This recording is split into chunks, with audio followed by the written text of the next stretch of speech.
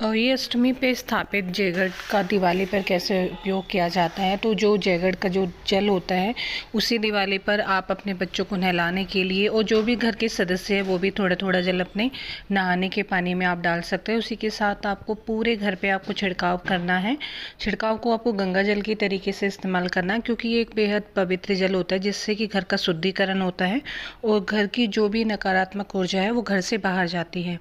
साथ ही साथ इसे दिवाली पर कुछ लोग अपने घर में दिवाली पे जो दीपक लगाते हैं तो उस जल में कुछ जल जयगढ़ का डालते हैं, जिससे कि वो दीपक वहाँ पे फेंकने के बाद आप शाम को उनको पूजा में उनका इस्तेमाल कर सकते हैं। साथ ही साथ कुछ लोग क्या करते हैं कि अलग से भी जो जयगढ़ का जल होता है उसको जल अपने पेड़ पौधे पे छिड़कने में,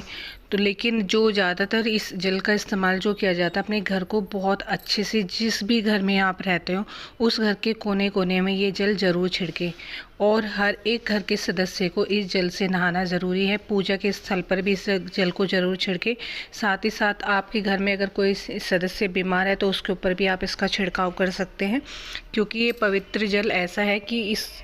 वही माता की जब पूजा की जाती है उस समय जो भी आप कहानी सुनते हैं, जो आप मंत्रोच्चारण करते हैं, उसके अलावा जो भी आप अपने घर में अलग से कहानी सुनाते हैं और जो माता की पवित्रता होती है वो उस जल में समाहित होती है, जिससे कि हमारे जीवन के सारे कष्ट दूर होते हैं। तो इसी वजह से इस जल को सबसे ज़्यादा पवित्र माना जाता है, क्योंकि इसमें हमारी माता का वास होता है और सभी परेशानियों को ख़त्म करने का उसमें इतनी शक्ति होती है कि उसके सामने किसी भी तरह की कोई भी काली शक्ति टिक नहीं पाती है। तो इसीलिए आप इस जल का इस्तेमाल दिवाली पर बहुत अच्छे से करें, घर के कोने कोने में, नहाने के पानी में, साथ ही अपने पूरे घर को शुद्धिकरण करने में कर सकते हैं। और जो आपके घर में पुरानी परंपरा चली आ रही है तो उसके हिसाब से भी आप इस जल का